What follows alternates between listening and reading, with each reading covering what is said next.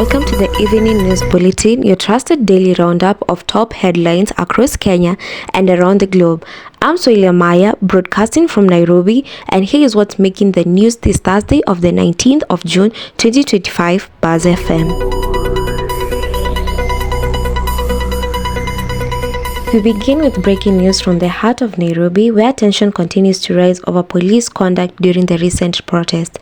A 22-year-old street vendor identified as Boniface Kariuki is in critical condition at the Kenyatta National Hospital after being shot at close range by a police officer yesterday.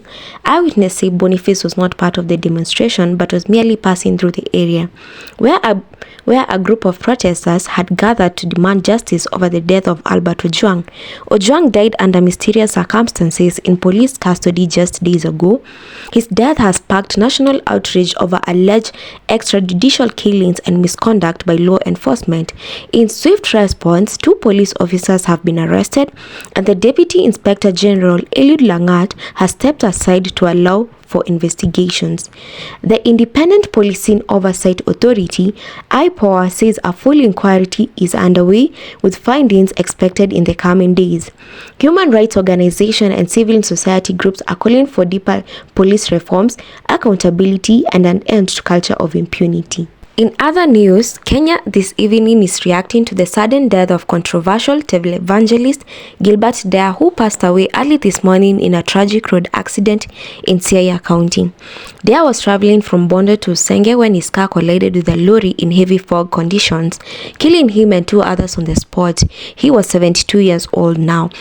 Known for claiming to perform miracles and alleged giving infertile women miracle babies, Deya was once a household name both in Kenya and in the UK. However, his ministry was rocked by scandal when he was accused of child trafficking in 2006 and extradited in Kenya in 2017.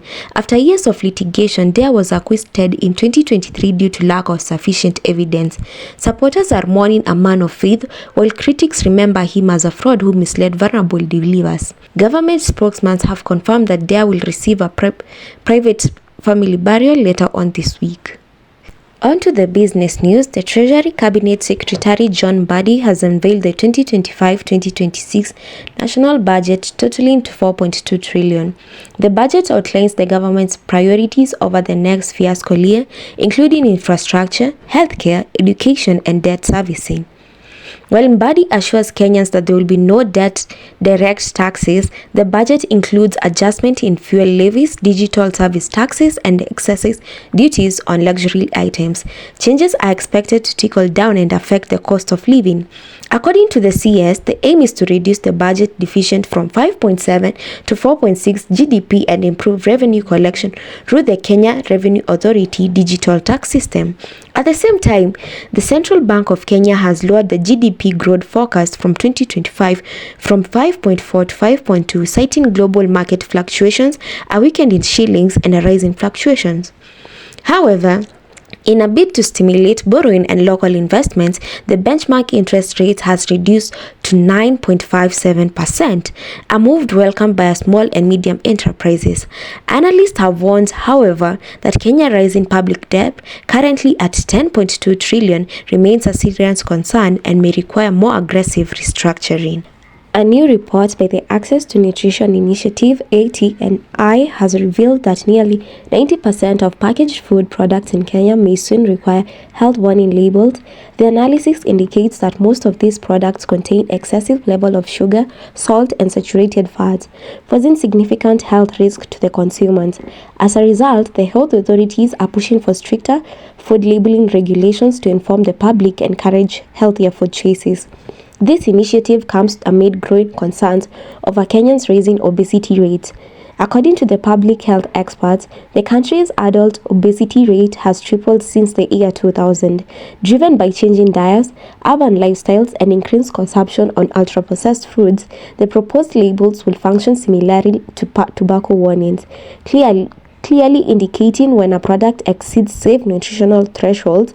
The Ministry of Health says this move is part of a larger campaign to combat non-communicable disease. On to sports. Gor Mahia Football Club is set to face arch rivalries Tusker FC in the coming Sunday in a highly anticipated FKF Premier League match at Nyayo Stadium this Sunday. The game is being dubbed as a potential title deceiver. Gor Mahia leads the table with 61 points, just 2 ahead of Tusker, who is second with 59 points. Both the teams are on top form, and the security has been beefed up ahead of the weekend match. With thousands of fans expected to attend, Coach Jonathan McKinsey of Gor Mahia has called fans to maintain discipline and cheer peacefully, while Tusker head coach Robert Matano says his team is confident and ready to snatch the title away from their rivalries. In international athletics, Kenya double Olympic gold medalist Faith Kipyegon has withdrawn from the Oslo Diamond League meet due to a slight hamstring strain. Her management team says she's resting and will return to training in the next 2 weeks to prepare for the 2025 World Championship in Paris.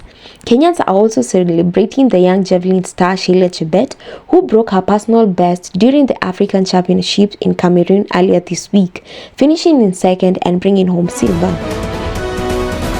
And that brings us to the end of the evening news bulletin on Buzz FM. Thank you for listening, and remember to be informed citizen, building a stronger nation. I've been your host, Soila Maya. Do enjoy the evening and keep it here for more news updates.